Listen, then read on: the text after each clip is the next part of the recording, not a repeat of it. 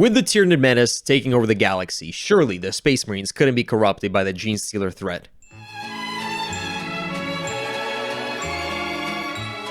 With the Space Marines ready, it's time to take out the sprue that's gonna make this whole project happen, which is the Acolyte Hybrids. I've had this for a while from the start collecting box set, and I just never put them together, which luckily for me is the perfect time, as I think the scale is going to work perfect with these Space Marines, so let's get it to work. I definitely want my Space Marines to look as Genestealer as possible, so the first step was finding all of the pieces that had 2 arms on them. Also avoiding any of the mining equipment, as I didn't think it would actually blend in with the Space Marine aesthetic. I originally was going to use the Primaris bodies, but after seeing the firstborn ones, they were just such a better fit, and the scale for the arms, it just works flawlessly.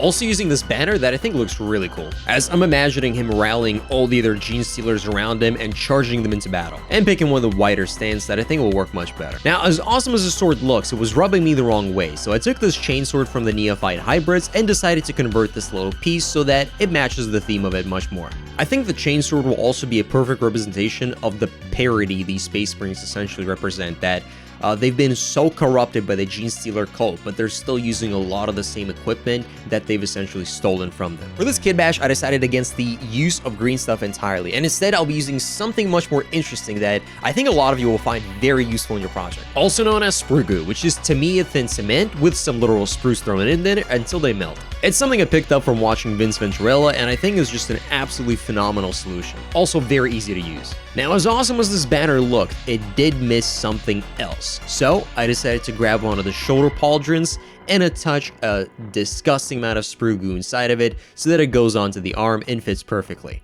complementing the whole parody look of this miniature even further. Also dropping the miniature because Butterfingers. And with that, the first Genestealer was done. Moving on to the second unit, I tested out a few arms before landing on exactly the piece I wanted, which was this chitin sword that is essentially reaching over his head and getting ready to slash someone. To make sure it fit the model in the exact angle I wanted it to be, I made sure to remove some of the plastic from both ends, filling in all of the massive gaps with a lot of sprue goo. I also attempted to attach the shoulder pauldron, but it clearly wasn't going to go on as the 2 arms are just too clunky. The biggest challenge with attaching these arms to the body is a lot of them have a lot more space than you can find in the Space Marine, so I had to find the exact angle just to make sure they wouldn't just be randomly sticking out from the back. Similar to that, unfortunately, a lot of the heads I wanted to use just wouldn't fit there, so I had to improvise with some different ones. And so, the second Genestealer Space Marine was finished. Moving on to the third one, for which I decided to try on a lot more variety of arms, as I just really couldn't find the exact pose I wanted this guy to have. Until I came across this really wide 2 daggers and 2 Genestealer claws at the top, which just had this really thematic look that I thought worked perfectly for it. This was also probably the easiest one of them all to make, as I didn't have to make any adjustments, just fill in a little bit of the sprue gaps, and the miniature was done. For this next one, I really wanted to attach one of the mining lasers, but I just unfortunately couldn't find the second arm, but man, I just really couldn't help but just how awesome this massive lasgun would have looked on the Space Marine. It reminds me a lot of the Thousand Suns Reaper cannon, which I think looks really cool.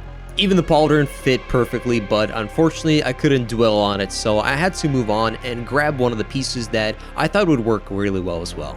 Before finding this extra piece from the Aberrants that I didn't remember having, so after finding it in my collection of bits, I decided to try it out, and it kinda had a really awesome look.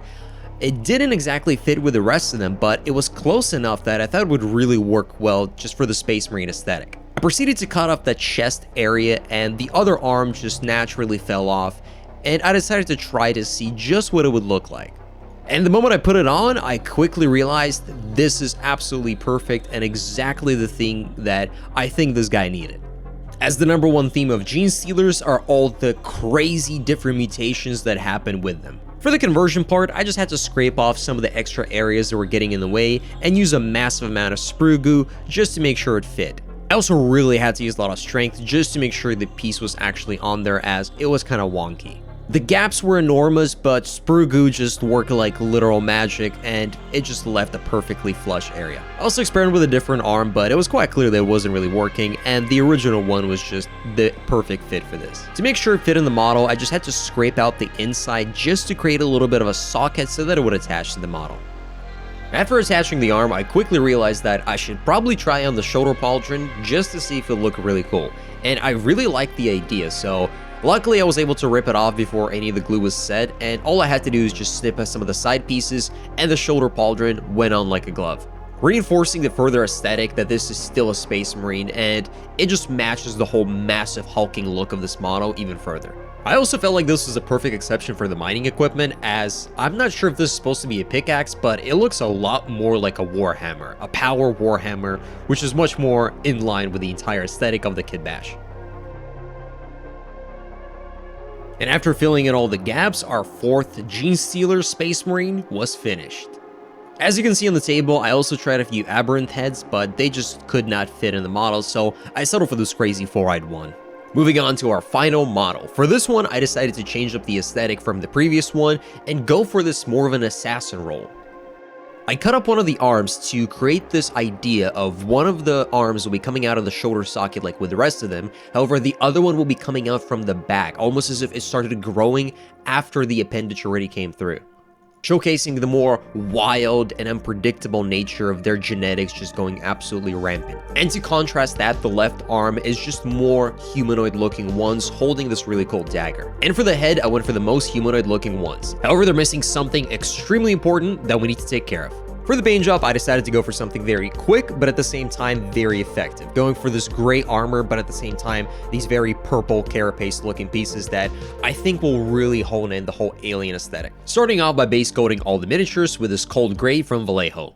Honestly, hindsight 2020, if I just primed the models in gray, I could have skipped this step entirely. But moving on to the skin tone, for which I decided to use a combination of 3 colors, which is Bugman Glow, Deep Violet, and then basic skin tone for the highlight. I don't have the exact ratio for what I mixed, but I would say it's about 50-50.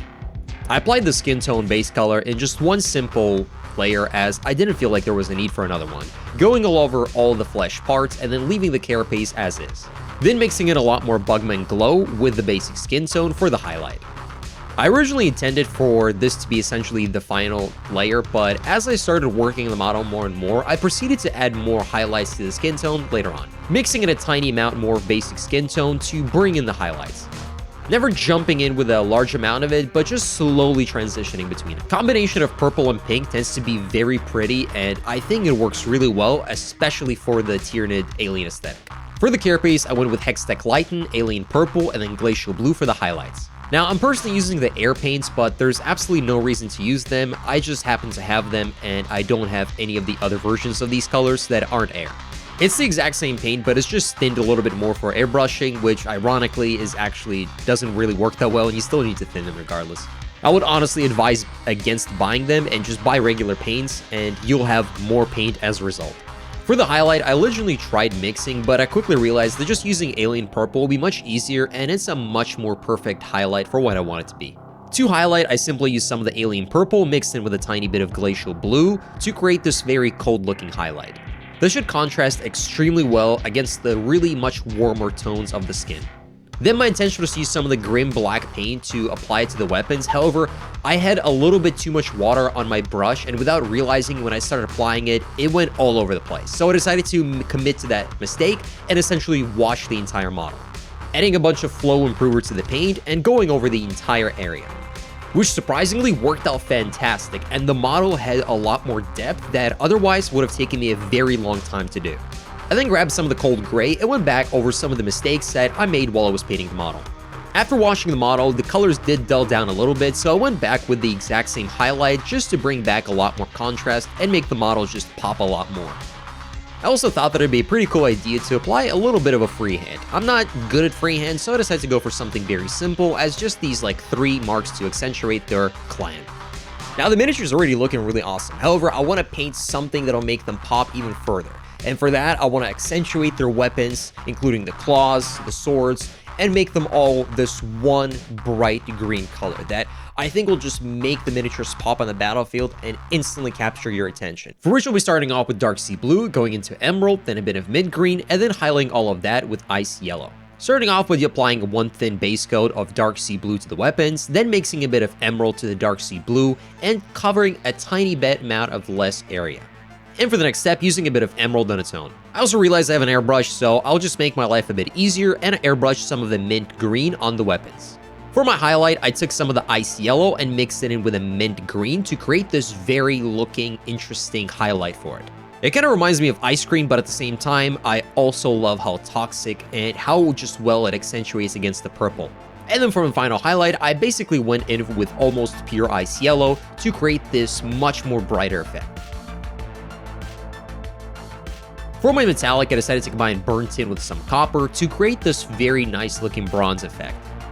It's a color I think works really well in Genestealers, and it's usually thematically the one I see most often, so I associated with that. Also, those little vent things on the backpack were bothering me, so I decided to use some gunmetal gray to essentially color that in. I then added a little bit of white to the cold gray I was using before to create some of these little scratch marks and just apply a bit more highlights to the armor, making it a bit less boring than just one monotone color. For the eyes, I went with titanium white and then a bit of contrast Imperial Fist, just to make sure that they were nice and glowy. I really like the idea of Genestealers having these yellow glowing eyes that you can just see even in the darkness, adding this horror aspect to their already crazy appearance. Then again, mixing in a tiny bit of glacial blue and just putting a bit more on the carapace just to make it match the rest of the model. For the banner, I went with this checkered pattern that I often use, and I don't know, I really like it, and I just can't stop making this effect. And then a little bit more at the top just for the extra highlight. Also using a bit of basic skin tone, just on its own for a little bit extra highlight. Then a massive cross on the shoulder pauldron, just so no one's confused that these are not Space Marines. And with that, the crazy Genestealer Space Marines were finally done. This project actually took so much more time, but honestly, I think it was worth it, as I think the final result is just absolutely phenomenal. Thanks for watching. If you enjoyed this, consider liking and leaving a comment, which would also really help out the video. In a world where a cultist comes across the wrong type of Space Marine just to realize she must run away and escape the Genestealer.